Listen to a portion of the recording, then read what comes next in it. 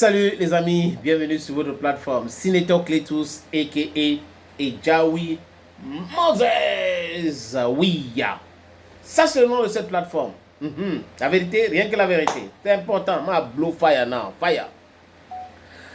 Your Bamenda man, your Ekona man, your Guy man, your Bakuri man, and proudly so your anglophone brother. Je suis l'homme le plus noir de la terre. L'homme qui adore la vérité et qui adore la justice. Je suis ici pour ça, les amis. Je peux me tromper, mais les amis, tenez-vous tranquilles, je me trompe de bonne foi. Je vais vous faire écouter cette petite vidéo, ou regarder cette petite vidéo. Vous allez comprendre que Eto'o est constant. Il n'était pas encore président de la fédération. Il ne voulait même pas à l'époque être président de la fédération, mais il avait dit ceci. La seule chose qui intéresse ces dirigeants, c'est de voler. Si vous voyez, nos fédérations sont très pauvres, donc elles s'appuient sur nos États. Mais la priorité de nos États, c'est pas le football. C'est pas le football. Et bien même, quand il y a des fonds alloués pour ce football, il y a beaucoup de chantage. Il n'y a pas une vision, il n'y a pas une politique pour développer le sport ou le football en particulier. Je te prends l'exemple du Cameroun, une fois de plus. Il n'y avait pas une comptabilité retraçable, où on pouvait voir ce qui se passe. Il crée une comptabilité. C'est une réalité qui est là aujourd'hui.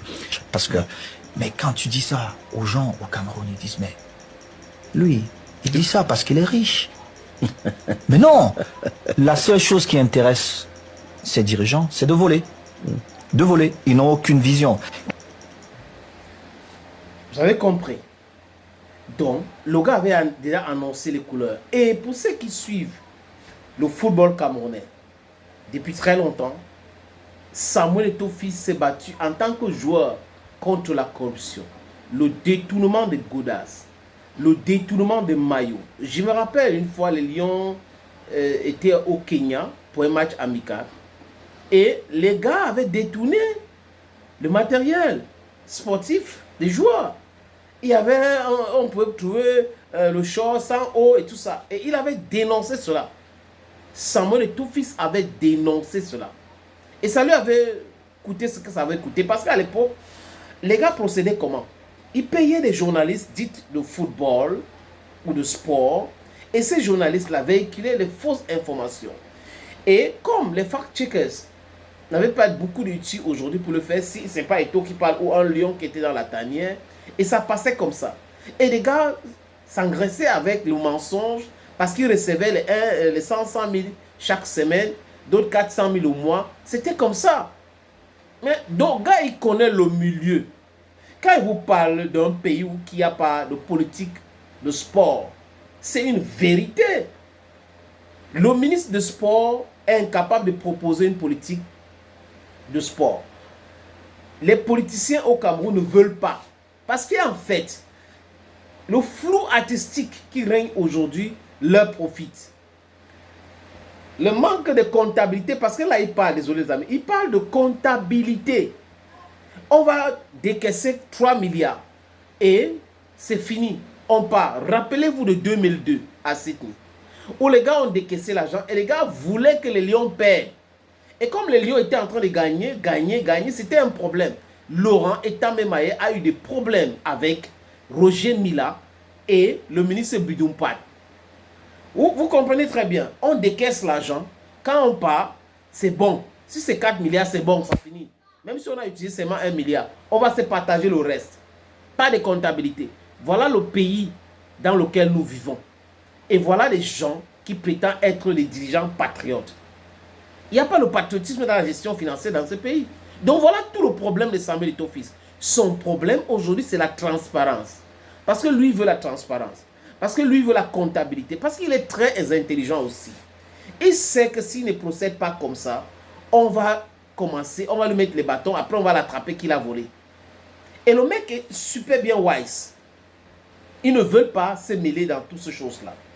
Pour ceux qui suivent l'actualité, il y a de cela, je crois que c'est terminé hier, un séminaire au centre de la CAF à Yaoundé, où il a pris la parole, il a parlé au président de club, la modernisation du football, le marketing, etc., etc.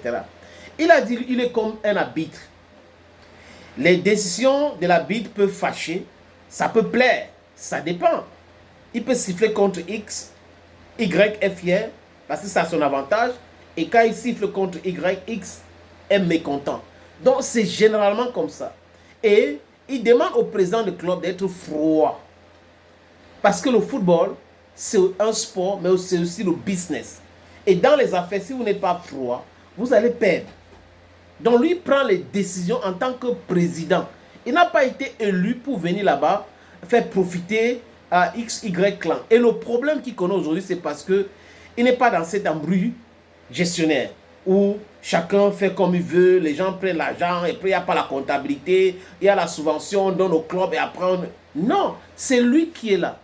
Il a parlé de la rigueur dans la gestion financière de la FECAFOOT. Et s'il lui fait autre chose, je vous rassure les amis, qu'on va l'arrêter pour mettre en prison, on va parler de la corruption. Et tout ce qui grappille autour du football, il a entièrement raison. Regardez les investissements que, avant qu'il arrive, ceux qui grappillaient autour du football ont fait. C'était avec l'argent de quoi? De qui? C'est l'argent de football. 1 milliard va sortir, on va dépenser 200 millions, 800 millions va rester, on va se partager les 800 millions, 4 milliards va sortir, on va dépenser 1 milliard ou 1 milliard 500 millions, 2 milliards et demi va rester. Avant, on va se partager. Les gens vont prendre les 300 millions, 500 millions, ça dépend, ça dépend du poste que vous occupez. D'autres 100 millions, d'autres 50 millions. Et business as usual. Et les gars, ils jubilaient. Le football va bien, le football camerounais va bien. Et en complicité avec des hommes, des médias qui devraient dénoncer tous ces manquements, mais ne dénonçaient pas. Il y avait une année quand Iya Mohamed était président de la fédération. Ici au Cameroun, on a donné 3 points à 2 équipes. Donc 2 équipes ont joué, il y a eu un problème. Et la commission, ou c'est la commission qui a siégé pour pouvoir regarder ce qui s'est passé lors de ce match, a décidé de donner 3 points. Au lieu de rejouer le match.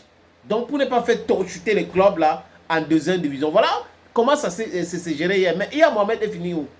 Comment est-ce qu'il a fini? C'est en prison, non? We have to put these things in our head. This guy has been always constant. He said these things years back. And the way he's practicing what he said is exactly the clinical way. Il faut... C'est-à-dire qu'on ne peut pas développer le football sans la transparence. On ne peut pas développer le football sans la comptabilité. On ne peut pas développer un business avec le favoritisme. C'est pas possible. Ceux qui n'ont pas compris sa démarche, c'est leur problème. Les amis, ceux qui profitaient hier, qui ne profitent plus aujourd'hui, c'est leur problème. Il faut avancer. Mais bon, certains vont regretter quand il va partir. Hein, parce que s'il part et que la prochaine personne qui arrive replonge la FECAFOOT dans l'ancien système, ça sera chaotique. Mais si la personne continue là où il a laissé, on va avancer et les footballeurs vont jouir de leur art. Observez bien, les footballeurs sont contents. Certains présidents de clubs, parce que c'est très important, certains présidents de clubs sont mécontents. Parce que le faux est en train de disparaître. Thank you, friends. Hey, on not forget though. Abi Bamenda man, abi Ekona man, abi Ngi man, abi Bakwere man, et Lela Boamu. Bye bye for now, Anglophone brother and ami.